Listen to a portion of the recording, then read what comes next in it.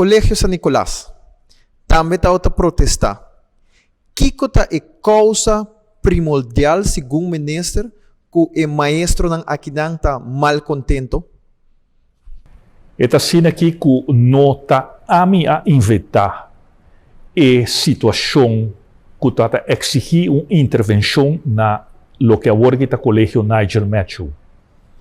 Rapport não de inspecção, de ensinança, a mostra que Tawata tem mal uso de lo que está henter e taakurenbeleid e lo que está e ora não assignar para e vak não que a privilegiar certo vak que está ordenador de certo maestro não e a perjudicar outro vak não que há menos hora que lo que lei está exigir e a perjudicar e ora é grupo de estudiantes não e está algo sistemático para algum ano.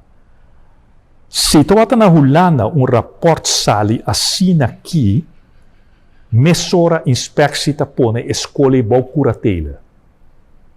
Ofta será escola se depois de ano não melhorar.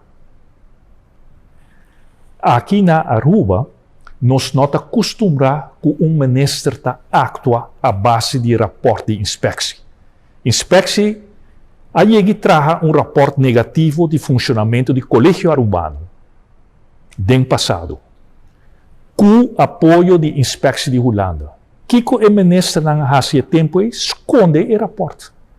Para sobre se você vai executar o rapport, bota todo certo interesse não, e bota perde voto.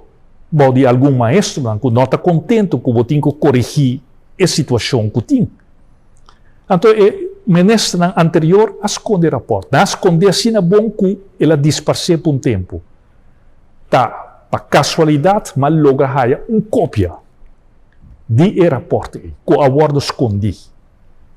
Esta mostra a diferença entre meu manejo como ministro e meu antecessor. A mim se não está worry se me ganha voto ou perde voto.